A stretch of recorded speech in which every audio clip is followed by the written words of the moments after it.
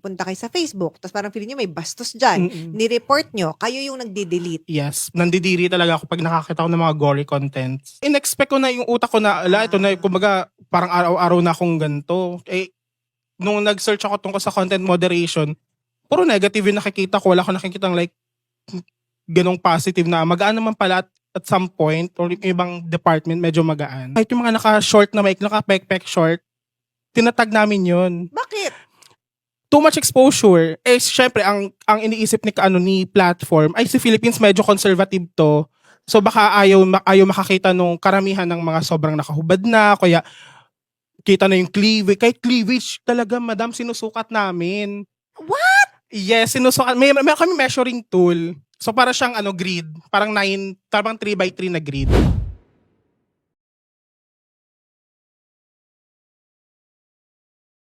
Hello mga katsaa, mga titos and titas from all around the Philippines and all over the world. Maraming salamat po for watching.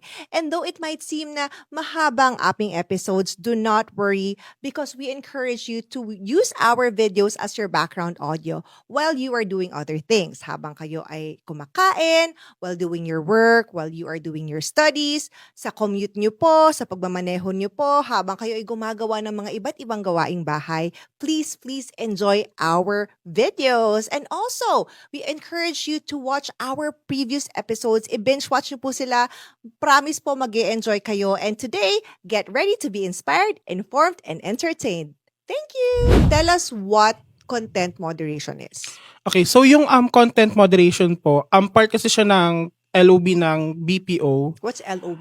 Line of business. Line of business. So part po siya ng LOB ng BPO, ng trust and safety. So when it comes to yung safetyness nung platform or nung account na hawak nyo, doon kayo kumbaga yun yung saklay nila.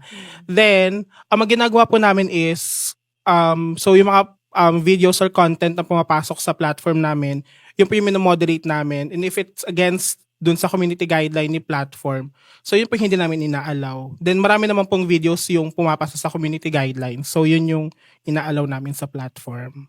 So in other words, kayo yung, para sa, in layman's term, kunyari nagpunta kayo sa Facebook, tapos parang feeling nyo may bastos dyan, ni-report nyo, kayo yung nagde-delete. Yes po. Yan. Nagkaroon din ng pelikula si Nadine Lustre in Yes. 2022 called Deleter. At ito yung trabaho niya. But we'll get to that later. So yeah, at least malinaw ang lahat. Hindi lang photos, hindi lang videos, pati mga comments. Tama ba? Yes, comments. Yung minsan naman yung mga replies ni AI. Kasi usually doon sa si Meta may AI na. So kapag nag-chat ka kay AI, minomoderate din siya. Si ChatGPT meron din, si Gemini meron. So ang dami, may mga events din. Katulad ng sinabi ko po kanina, mga event organizers. Yung mga events nila minomoderate din namin. So napakarami po talaga ng kumbaga minomoderate ng isang content moderator, not just videos and photos. We'll get to the details of that later. Yes. Ngayon, paano ka nakapasok dito? Parang nung nag-apply, paano ka nag-apply or ano ba yung job hiring, ano nakalagay, ganun? Nung nung 2022 kasi, kasama ko yung cousin ko nung nag-apply kami dito sa company na to. Tapos, kumbaga sinabihan lang ako ng friend ko na, dito hiring dito sa company nung isa kong friend, baka gusto mo. So niyaya ko yung cousin ko kasi nga naghahanap din siya ng work that time. Then, nung pumunta kami doon sa company, ang nauna kasing interview is siya. Nung in-interview siya, ang unang question kasi sa kanya, kaya mo bang makapanood ng mga graphic contents considering na kumaga it will affect your psychological or mental well-being? Kumaga naging honest lang din siya, so sinabi niya hindi. Tapos nung pagbalik niya sa akin, sabi niya, hindi ako nakapasa kasi kailangan daw kaya mong manood ng mga like kaya mga ganyan, like mga ganon. So, sorry ako na Oh, no, so, naman. sinabi niya na hindi niya kaya. Pero ako kasi like, during that time parang desperate na ako magka-job eh. So, kumbaga pag hindi ako makapasa dito, then kumbaga mag-work na ako sa ibang profession. So, nung kumbaga pineke ko na lang na, kaya ko pumanood ng ganyan. Lagi ako nanonood ng Wrong Turn, mga ganon. Sorry? Nung Wrong Turn, yung mga gory na movie. Oh, okay. So ayun, ang hilig ko pumanood ng gory na movie, ganyan. Tapos tinatanong niya, so paano pag nakakita ka ng, for example, bata, tas anong gagawin mo? Ang sinabi ko that time, like specifically, wala po kasi ako magagawa. dun sa ano, like dun sa mismong video, like hindi ko siya matutulungan. Ang kaya ko na lang gawin is tulungan yung makakakita nun. So i-delete ko na lang siya. So siguro yun yung naging start ng journey ko sa content moderation. Kumaga hindi ko in-expect na yun yung itatanong sa pinsan ko na to the point na kailangan kong kumaga magsinungaling na kaya ko talaga siyang panoorin pero in real life hindi talaga. Nandidiri talaga ako pag nakakita ko ng mga gory contents. Before that, may experience ka bang ibang trabaho? Nasa BPO na rin po pero customer service. Like call center? Yeah, from 2019 to 2022, nasa like CSR field talaga ako. Okay. Then yun yung first kong non-voiced or content moderation na campaign na na-handle. So you mean, ano yung job posting? Content moderator po. Content moderator Pero ka hindi talaga? sinabi kung anong platform. I see.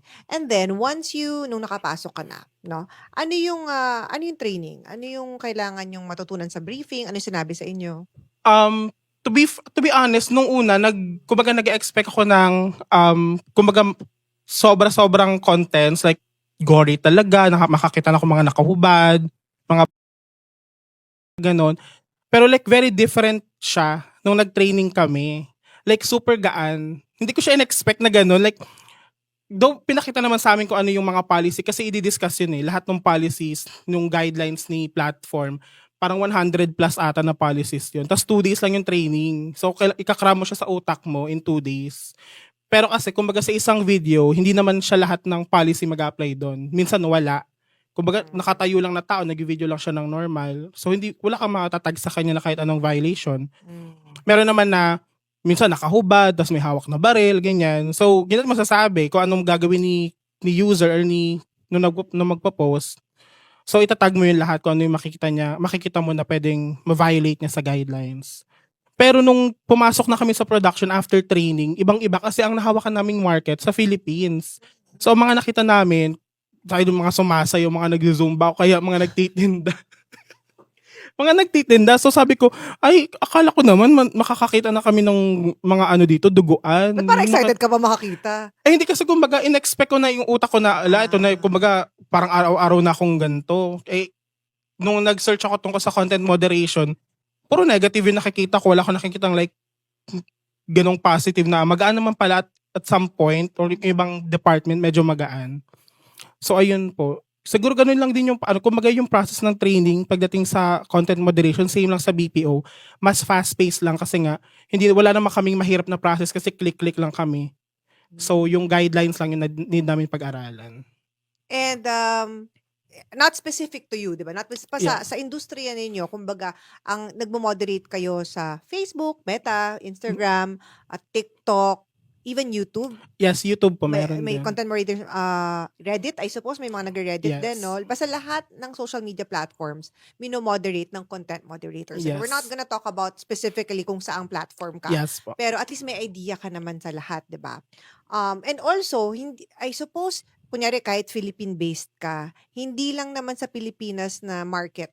Yes.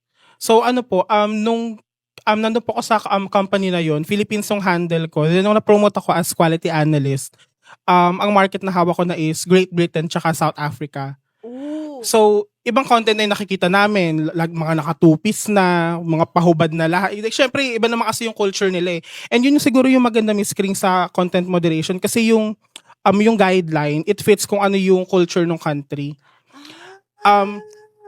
Sobrang higpit talaga nung platform na handle ko nung pagpasok ko dun sa una kong content moderation campaign. Kasi even kahit yung mga naka-short na naka-pek-pek short, tinatag namin yun. Bakit? Too much exposure. Syempre, ang iniisip ni platform, ay si Philippines medyo conservative to. So baka ayaw makakita nung karamihan ng mga sobrang nakahubad na, kaya kita na yung cleavage. Kahit cleavage talaga, madam, sinusukat namin. What? Yes, sinusukat. May kami measuring tool. So para siyang grid. Parang 3x3 na grid. So kapag yung exposure ng cleavage, lumampas siya dun sa pangalawang box, tatag mo na siya. Yan, nag-measure. Architect ba kami? Nag-measure talaga kami, madam, ng exposure ng breast, exposure ng size. Pati thighs! Yes, ganun siya kahigpit. So, pa bawal mag-post, parang sa Philippine market, at least doon sa platform na Yes. sinasabi mo, parang yung mga bikini hindi okay? Before. Pero kasi, di ba po, 2 days in training. So habang nagne-nesting kami, nakakakuha na kami ng mga actual live cases. Pero kumaga hindi pa siya pasok sa scorecard namin. Nagkaroon ng bagong policy, nag-update bigla yung platform na sobrang laki. Kumbaga binago niya talaga entirely yung policy na akala ko kahapon bawal yung short, ngayon pwede na, ano ba to? Ganun siya, ganun kabilis yung changes, madam, sa content moderation. Kumbaga, mamaya pwede yung short, magulat ka, bawal na ulit. Ganun siya kabilis. Like, yung adaptability talaga ng content moderators, kailangan mabilis. Kaya kailangan hindi ka makikling dun sa hindi ka makikling dun sa alam mong policy kasi baka maya-maya papalitan siya. So, ibig sabihin, papasok ka, kunyari, today, bago na ang content moderation policy natin, ngayon, pwede na dito yung kita yung, alam mo yun, Yes, ganun siya. tas bukas, ay hindi, bawal na ulit. Actually, kahit nga during shift, nagbabago siya eh. Kaya lahat ng mga sa amin, nanggagalaitin na, ano ba to, kanina hindi naman to tinatag, ngayon pwede na. Pero kasi, naman siya, kumbaga binibigyan naman kami ng leniency ni platform na, okay, siguro dapat bukas alam nyo na, ngayong mga cases na makukuha nyo, sige papalagpasin namin. Pero bukas, dapat master nyo, kumbaga alam nyo na siya. Wow! Yes, We ganun. didn't know this. Ganun siya kabilis. Kaya, meron ako isang ka-team, like sa current company ko ngayon. Kahit kami talaga nahirapan, especially me, kasi ako lang yung may content moderation experience sa amin, sa buong batch namin. Then siya, sunod-sunod kasi yung update, parang 8 ata yun. Tapos iba-iba pang policy. Kumaga may firearm, isa nudity, isa ganitong policy. Tapos hindi niya na masabayan. Tapos nagpa-send home talaga siya. Kasi nga, kumaga it affects na yung mental health niya. Like, hindi ko kaya ng sunod-sunod na information. Like, chill lang, ganun. Kumaga hindi niya kinaya. So, ang alam ko, nagpa-send home talaga siya that day. Kasi hindi niya kinaya eh. In one day, wala yung changes sa policy? Yes, minsan mas marami pa doon. Minsan naman wala. Pero, constant talaga yung changes eh. Kasi, iba-iba din naman yung trends. So, kung halimbawa, mag-trending to, like, for example, mag-trending tong drugs na to, kunyari lang, syempre kailangan si platform, alam niya na agad yan. Alam niya na yung gagawin dun sa, in case na magkaroon ng video nakakalat na may gantong uri ng drugs. So, kailangan masabayan niya yung trend. So, pag natapos na yung trend na yun, tatanggalin na si policy. So, ganun siya. Hindi kasi siya hindi siya mareretain. Kumaga may mga policy na mareretain, like yung mga general na tagging namin. Pero pag may mga trending cases kami, kailangan namin siya sabayan. Are you enjoying this episode? If you are, please make sure to like this video, leave a comment, share this video, and subscribe to the Think Talk Tea YouTube channel.